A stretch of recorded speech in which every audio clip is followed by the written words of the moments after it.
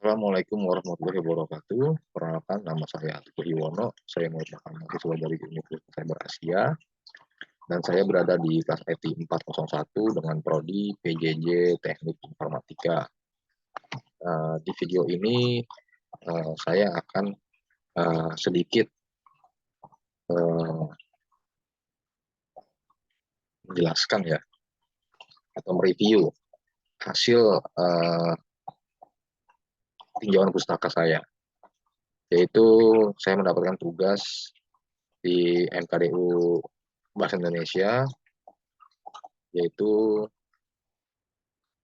saya disuruh membuat tugas yaitu meninjau tinjauan pusaka ya dari satu buku dan satu uh, karya ilmiah ya atau jurnal ya. Baik, di sini saya langsung saja ya. Di sini saya mengambil judul buku yaitu pemrograman berorientasi objek menggunakan Java dan NetBeans. Dan di satu lagi saya uh, meninjau salah satu jurnal yaitu dengan judul Pembangunan Sistem Informasi Alumni Berbasis Web pada Program Studi Teknik Informatika Universitas Diponegoro. Nah, di judul buku ini, di peninjauan buku ini, yaitu ada kelebihan dan kekurangannya ya. Untuk kelebihan dari buku tersebut yaitu untuk penyajian materi yang struktur dan mudah diikuti. Kemudian contoh kode yang relevan dan membantu dalam memahami konsep objek orientasi programming atau OOP. Kemudian yang ketiga yaitu penjelasan yang mendalam tentang penggunaan NetBeans sebagai IDE. Nah, kemudian untuk kekurangan dari buku tersebut yaitu beberapa penjelasan mungkin terlalu teknis untuk pemula ya. Kemudian kurangnya ilustrasi visual dalam beberapa bagian yang kompleks ya. Nah, tapi secara keseluruhan buku ini sangat bermanfaat bagi mereka yang ingin mempelajari objek orientasi programming atau OOP menggunakan Java dan NetBeans. Nah, dengan penjelasan struktur dan contoh kode yang relevan, buku ini menjadi referensi yang baik bagi pemula maupun pengembang yang ingin memperdalam pengetahuan mereka tentang objek orientasi programming atau OOP. Baik, di sini langsung saja ya. Di sini tinjauan pustaka dari buku ini yaitu bersatu yaitu mengenal JavaScript ya. Nah, di sini saya menulis ulasan dari tinjauan pustaka dari buku. Nah, di sini ada pengenalan JavaScript, kemudian ada Java Standard Edition dan IDE.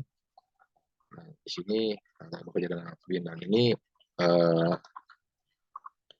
apa namanya saya untuk tampilan gambarnya memang ada yang tidak saya masukkan ya karena terlalu teknis sekali bagi untuk pemula ya. Jadi saya menjelaskan untuk uh, yang mudah dimengerti bagi pemula gitu ya.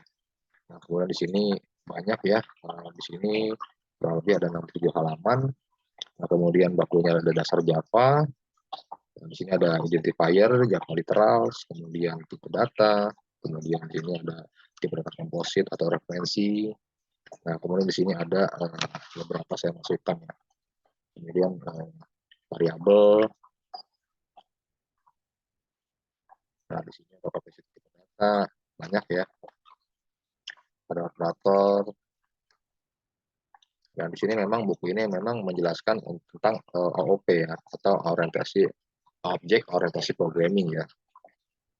Jadi di sini ada bab 3 yaitu struktur kontrol array dan string, bagaimana struktur kontrol pemilihan. Ya. Kemudian struktur kontrol pengulangan, mengenal pattern while, for, while, break, dan continue. Kemudian ada array, kemudian ada operasi string,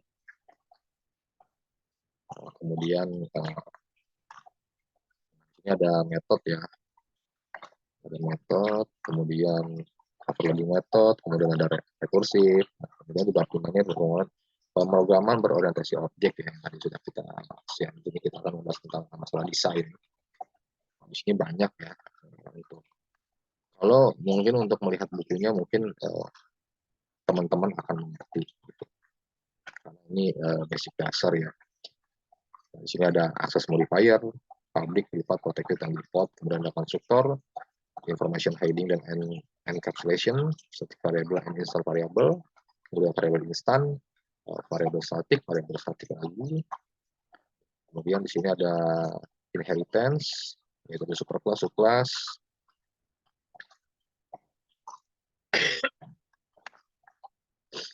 Nah, di sini banyak ya. Di sini ada sampai bab 10 saya membuat ulasan ini ya. Ada exception handling Java, adaptasi file penanganan waktu dan Java. Kemudian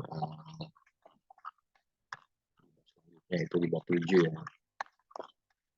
Di bab 7 di sini ada grafika user interface. Kemudian di bab 8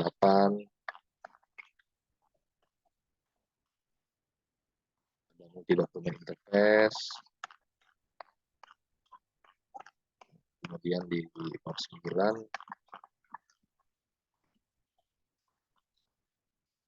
ada Java database connectivity, yaitu cara menggunakan database ya, menggunakan Java.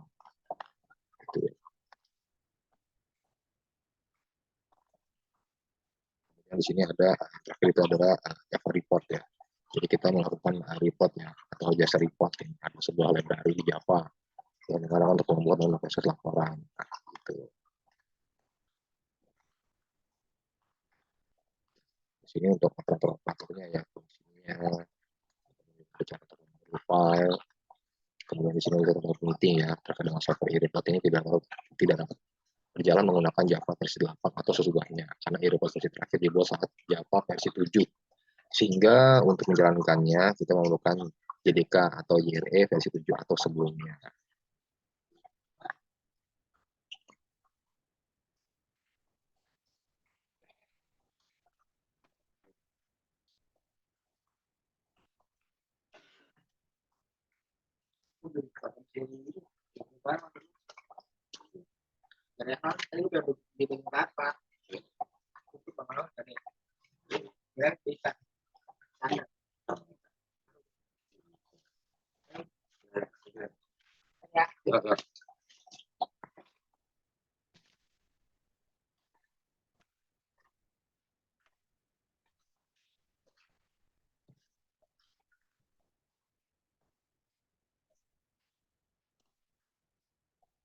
Ya, di sini saya akan melanjutkan dari penjara pustaka jurnal ya.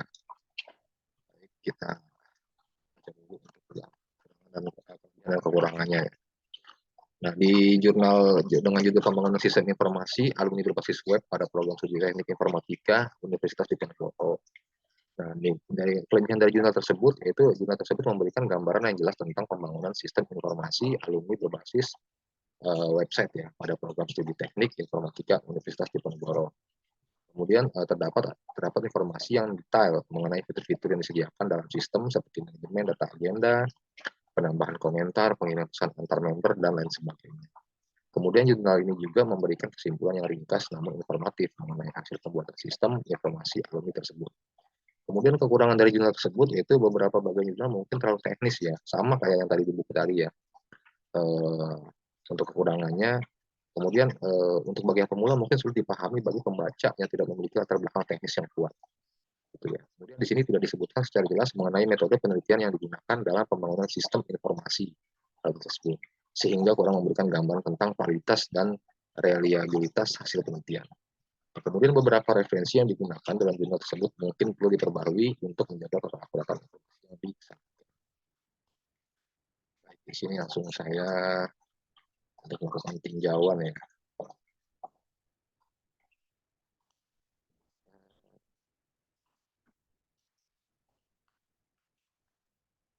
Untuk pusaka dari jurnal ya. Nah, di sini pendahuluannya, di sini seperti biasa ya, pendahuluan di sini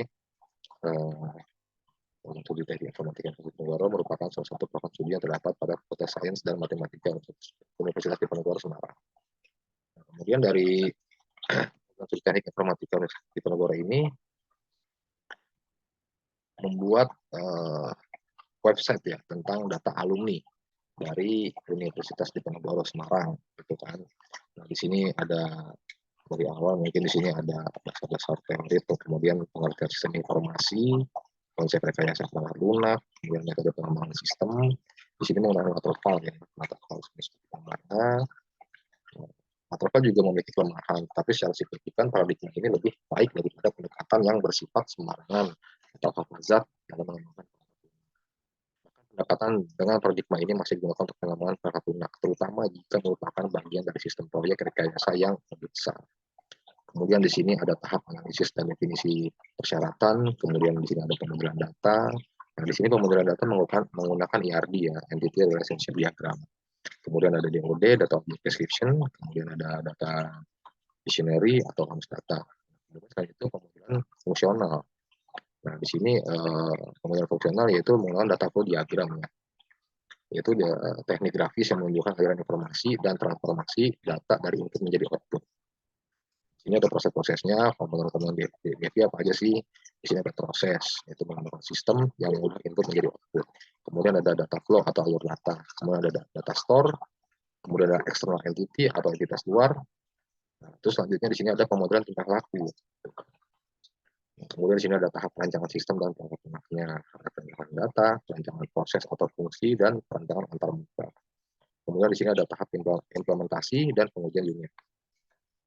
Kemudian ada tahap integrasi dan pengujian sistem, ada tahap operasi dan pemeliharaannya, kemudian ada konsep client server. Nah, di sini ada gambar contohnya ya. Nah, ini gambar konsep server dapat dilihat pada gambar ini. Kemudian di sini cara kerjanya yaitu klien menerima instruksi dari pengguna melalui interface yang disediakan. Berubah format instruksi ke bentuk yang dapat dimuati oleh database server dan mengirimkannya melalui jaringan ke server yang dituju. Nah, sedangkan komponen server digunakan untuk pemrosesan, penyimpanan, dan manajemen data, serta bertugas untuk menerima request dari klien, mengolahnya, dan mengembalikan hasil pemrosesan tersebut kepada klien. Kemudian klien akan menerima informasi hasil pemrosesan data yang dilakukan server dan menampilkannya kepada pengguna dengan menggunakan aplikasi yang berinstruksi dengan pengguna. Selanjutnya di sini ada sekelas mengenai internet ya.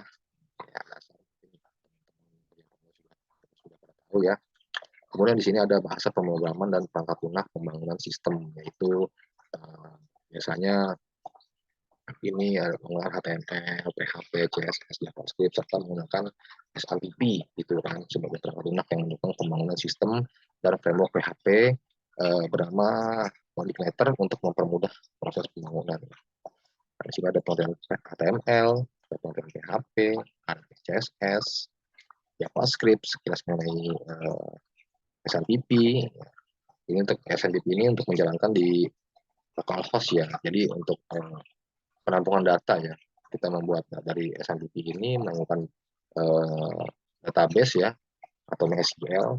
Kita mengkonekkannya lewat SNMP ini ya.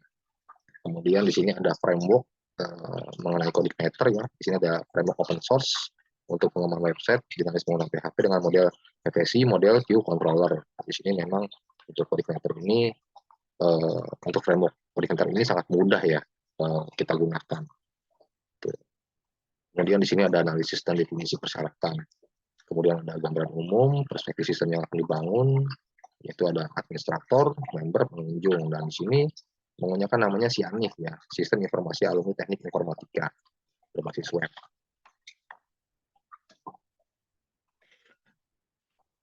Kemudian di sini ada spesifikasi kebutuhan perangkat lunak, kemudian ada kebutuhan data. Nah, di sini ada ERD lagi ya, Entity Relationship Diagram. Kemudian data dictionary atau kamus data. Ini contoh-contohnya ya, seperti ini ya. Di sini untuk perhitungan untuk rumus-rumusnya ya. Di sini ada NIM ini dia sebagai primary key ya. Nah, yang seperti ini juga dia sebagai primary key yang ini juga sama ID-nya. Di sini ini yang kita masukkan ya. Biasanya kita menggunakan PHP admin atau ada yang menggunakan HDSQL. Jadi ini untuk pengisian database-nya ya. Jadi ini untuk kolomnya NIM, nama lengkap, kemudian password ini untuk login-nya. Kemudian nanti email, tanggal lahir. Dan ini untuk keperluan pengisian database ya, atau nanti pembuatan kolom-kolomnya. Kemudian di sini ada kebutuhan fungsi juga, yaitu data konsep, data konteks diagram. Kemudian ada data konteks diagram lagi. Di sini ada DFI level 1, yaitu sistem informasi yang melakukan autentikasi, pendaftaran alumni, manajemen data, dan laporan. Kemudian di level 2-nya, yaitu hasil dekomposisi dari proses yang terdapat pada DFI level 1 menjadi proses-proses yang lebih detail. Kemudian proses pendaftaran alumni didekomposisi menjadi beberapa proses, yaitu pencatatan data pendaftaran, pengecekan data pendaftar, pengecekan kunci aktivasi. Kemudian di sini ada perancangan sistem dan perangkat lunaknya ya. Nah, di sini ada perancangan datanya, di sini ada CDM, ada PDM, konseptual data model, kemudian physical data model. Nah, di sini ada gambarnya ya. Di sini contoh gambar physical data model atau PDM dari sistem informasi alumni teknik informatika atau SIANIF. Kemudian perancangan fungsinya, di sini ada contohnya ya, matriks, perunutan fungsi dan spesifikasi kebutuhan pengguna. Kemudian di sini ada perancangan terbuka ya atau interface di sini. Kemudian di sini ada form untuk halaman register, bisa kita lihat di sini contohnya. Kemudian juga kita ada implementasi sistem ya, berada implementasi perangkat keras dan perangkat lunak. Untuk spesifikasi perangkat keras yang digunakan dalam membangun sistem informasi alumni berbasis web program studi teknik informatika Universitas Diponegoro ada sebagai berikut. Ini standarnya menggunakan notebook dengan AMD Radeon TN X2 dual core, mobile RM70, 2 CPU, kecepatan prosesor 2 GHz, kemudian memiliki memori 3 byte, 3 GB, kemudian hard disk 160 GB, monitor LCD 14 inci dengan resolusi 1080 x 800. Kemudian perangkat lunaknya digunakan dalam membangun sistem informasi alumni berbasis web studi teknik informatika Universitas Diponegoro antara lain sebagai berikut, yaitu sistem operasi Windows 7 profesional 32 bit, kemudian SMTP untuk Windows yaitu versi 1.7.1, kemudian browser yang digunakan bisa menggunakan Firefox, Mozilla, dan Google Chrome. Kemudian implementasi perancangan basis data ya, ada implementasi perancangan fungsi, implementasi perancangan antarmuka. Ada pengujian sistem ya. Nah, di sini ada 14 pengujian sistem ya. Dan ini daftar pustaka ya yang saya ambil ya. Dan buku pemrograman berbasis menggunakan Java dan Netflix ini oleh Daniel Sonjaya, Intan Nurfarida, kemudian ini ada serialnya, kemudian penerbitnya dari Sivitas Inovasi Teknologi, dari Kediri tahun 2019. Kemudian jurnal pembangunan sistem informasi alumni berbasis web pada program studi teknik informatika Universitas Diponegoro. Di sini ada Journal of Informatics and Technology volume 1 nomor 1 tahun 2012 di 784. Nah, di sini ada linknya ya. Nah, di sini oleh Yusri Ardi, Dinarso, Eko Adisarwoko, dan Nurdin Bahtiar. Baik, demikian pinjaman pustaka saya. Kurang lebihnya saya mohon maaf. Wassalamualaikum warahmatullahi wabarakatuh.